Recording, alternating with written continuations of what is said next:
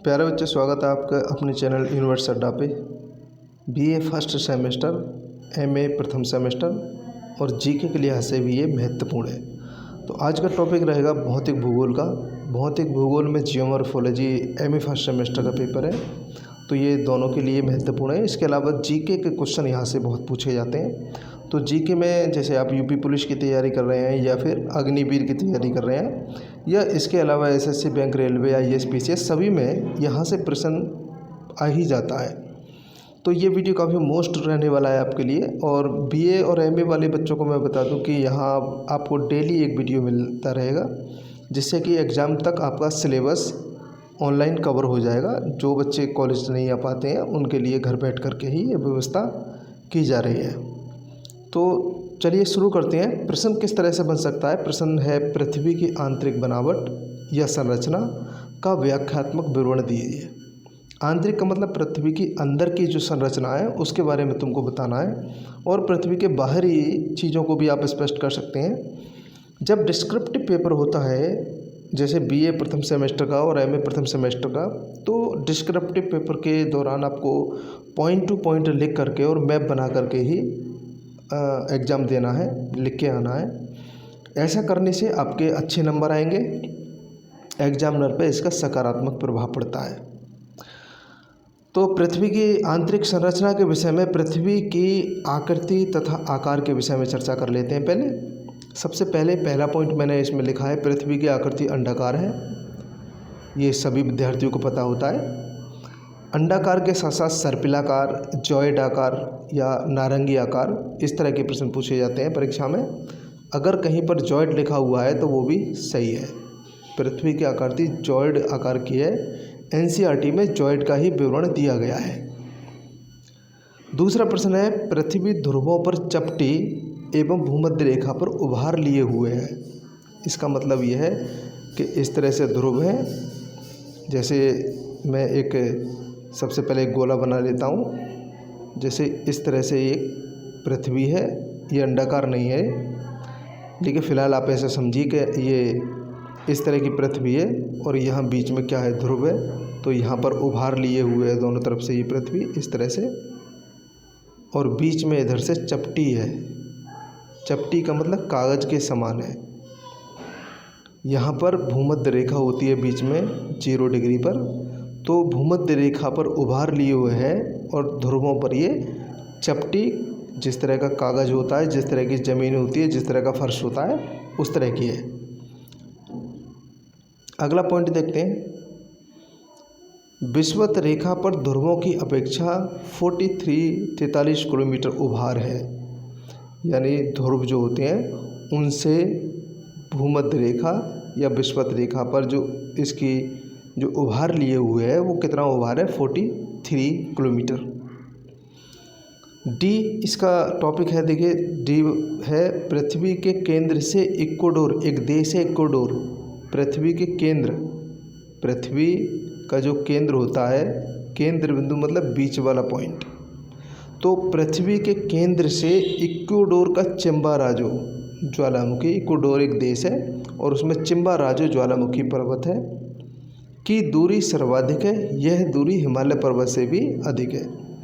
मैंने अभी आपको बताया भूमध्य रेखा पर पृथ्वी उभार लिए हुए है, और इक्वाडोर जो देश है वो भूमध्य रेखा पर ही स्थित है। और इस इक्वाडोर देश में चिम्बाराजो एक ज्वालामुखी है जो भूमध्य रेखा के आसपास पाई जाती है। इसलिए यहाँ केंद्र से, इस केंद्र से और इस उभार के यहाँ पर चिम्बाराजो ज्वालामुखी में जो दूरी है वह सर्वाधिक है। हमारी पूरी पृथ्वी पर इतनी दूरी कहीं नहीं पाई जाती। यहाँ तक कि हिमालय पर्वत भी इतना ऊंचा नहीं है जितनी केंद्र से चिम्बाराजो ज्वालामुखी पर्वत की ऊंचाई है। पूरी पृथ्वी का जो सतह है, उस सतह की सबसे ऊंची चोटी का नाम क्या है? सबसे ऊंची चोटी हिमालय पर्वत की चोटी है, जिसका नाम है माउंट एवरेस्ट, नेपाल में स्थित है। लेकिन जब हम बात करेंगे केंद्र से नापने की, अभी हमने बात की थी, जब हम इस केंद्र से, बीच वाले केंद्र से ऊंचाई को, दूरी को मापेंगे, इस दूरी को मापेंगे तो ये दूरी चिंबा-राजू ज्वालामुखी की सबसे ज़्यादा है, हिमालय पर्वत की दूरी उससे कम है। ई पॉइंट है, पृथ्वी का औसत व्यास 12,742 किलोमीटर है। पृथ्वी का सबसे निचला हिस्सा मेरियाना गर्त, गर्त का मतलब ये धरातल है, इससे सबसे नीचे गहरी खाई जो है वो मेरियाना गर्त है, जो प्रशांत महासागर में स्थित है। 11,022 मीटर की इसकी गहराई है, 11,022 मीटर की। इस क्षेत्र को चैलेंजर डीप के नाम से जाना जाता है, जो इसकी गहराई है उसको चैलेंजर डीप के नाम से जाना जाता है। ये कुछ पॉइंट थे पृथ्वी के विषय में जो आपको लिखने ही होंगे। दूसरा हेडिंग है पृथ्वी की सतह। ये पॉइंट है इसमें, पृथ्वी की कुल सतह का क्षेत्रफल लगभग 510 मिलियन स्क्वायर किलोमीटर है। इसमें से 361.13 मिलियन स्क्वायर लगभग 70.8% जलीय भाग है, जिसमें महासागर और सागर स्थित हैं, जबकि लगभग 29.2% पर स्थलीय भाग है। इस 29.2% भाग में ही 7 बड़े बड़े महाद्वीप हैं। बी पॉइंट है, पृथ्वी की सतह असमान है। पृथ्वी की सतह कैसी है? असमान है। ऐसा नहीं है कि पृथ्वी बिल्कुल इस तरह से बनी हुई है। पृथ्वी कहीं ऊंची है, कहीं नीची है, कहीं पर पठार है, कहीं पर्वत है, कहीं मैदान है, कहीं झील है। तो इस तरह से पृथ्वी की जो सतह है वह असमान है, जिसमें पर्वत, पठार, मैदान, पहाड़ियाँ, कम घनत्व वाली चट्टानें, अधिक घनत्व वाली चट्टानें हैं। इसी प्रकार महासागरों का नितल भी विभिन्नताओं से भरा हुआ है। अब ये महासागरों का नितल क्या होता है, ये बार बार किताबों में आप पढ़ेंगे। नितल तो एक समुद्र होता है, कुछ इस तरह से गड्ढानुमा समुद्र होता है। इस गड्ढानुमा समुद्र में समुद्र भरा हुआ होता है जल से, ये जल से भरा हुआ है इस तरह से। तो ये तो हो गई समुद्र की सतह, लेकिन जिस पर पानी रुका हुआ है, टिका हुआ है, ये वाली जो सतह है, ये जो सतह है इसको कहते हैं नितल। जिसमें पानी भरा हुआ है, समुद्र की निचली सतह को हम क्या कहते हैं? नितल। तो टॉपिक ये कह रहा है, पॉइंट ये कह रहा है, महासागरों का नितल भी विभिन्नताओं से भरा है। मतलब उसमें पहाड़ भी पाए जाते हैं, पहाड़ियाँ भी पाई जाती हैं, ऊंचे भाग भी हैं, गहरे भाग भी हैं। तो जिस तरह से महाद्वीपों के भाग ऊपर नीचे होते हैं, उसी तरह महासागरों में भी गर्त, पहाड़ियाँ वगैरह पाई जाते हैं। अगला हेडिंग है पृथ्वी की आंतरिक संरचना। तो पृथ्वी की जो आंतरिक संरचना है, अंदर की संरचना है, उसको ज्ञात करने के कई सारे वैज्ञानिक फैक्ट हैं, जिनके बारे में हम अध्ययन करके ये पता लगा सकते हैं कि पृथ्वी के अंदर किस तरह की संरचना है। वैसे ये ज़्यादा आसान तो नहीं है, लेकिन इतना मुश्किल भी नहीं है कि हम अंदर की चीज़ों का पता नहीं लगा पाए। तो इसमें देखो, यहाँ पर जो 3 कारण लिख रहे हैं जिनसे हम पता लगाएंगे अभी, ये अप्राकृतिक कारण हैं, और ये जो 2 कारण लिख रहे हैं ज्वालामुखी, भूकंप, ये प्राकृतिक कारण है।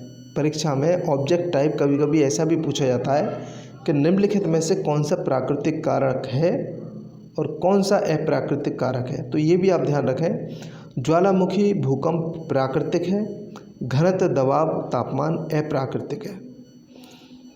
तो घनत्व, पहला टॉपिक पर बात करते हैं। घनत्व, पृथ्वी के अंदर जो सतह है जिस पर हम रहते हैं, इस सतह से जब हम ज़मीन के अंदर जाते हैं, पृथ्वी के केंद्र की ओर जाते हैं, तो हमें पता चलता है कि पृथ्वी की ऊपरी जो परत है, जिसे भूपर्पटी कहते हैं, उसका घनत्व कम है, लगभग 2.7।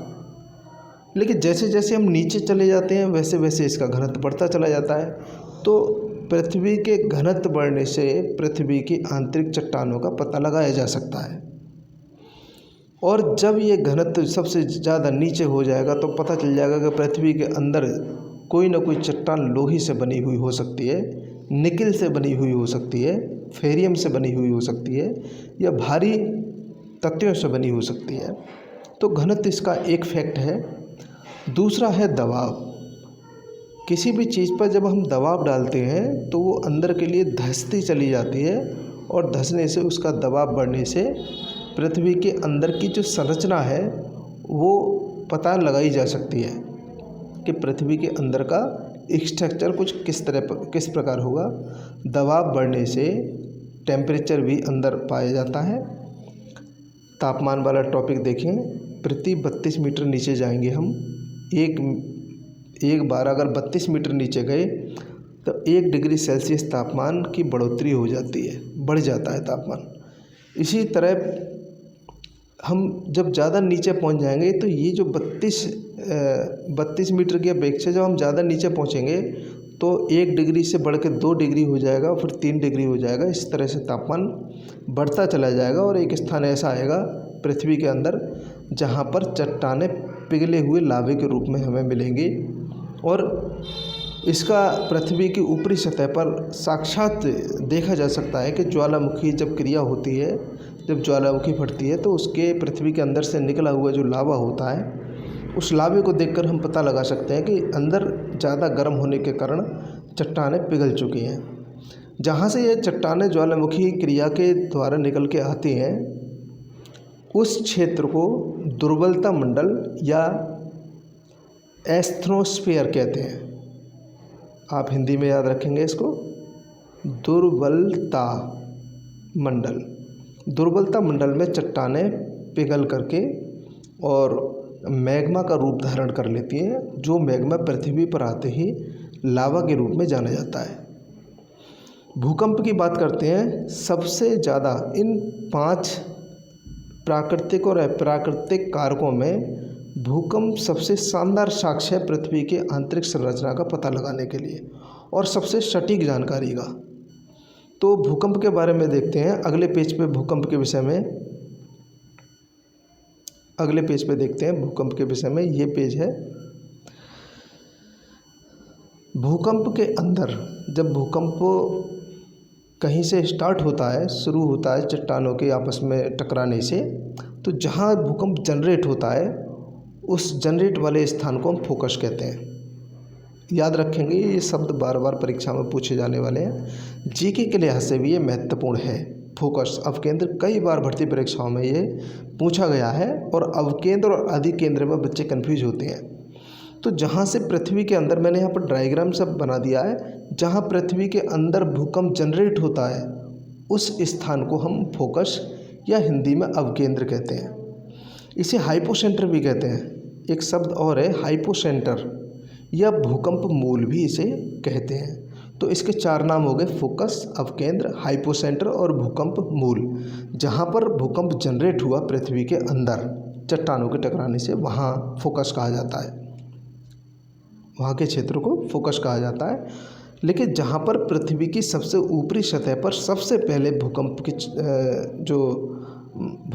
पहुँचा या भूकंप की तरंगें जहाँ पर पृथ्वी के ऊपर सबसे पहले टकराई, जहाँ महसूस की गई, जहाँ सीस्मोग्राफ के द्वारा सबसे पहले मापा गया, उसको एपिसेंटर या अधिकेंद्र कहते हैं।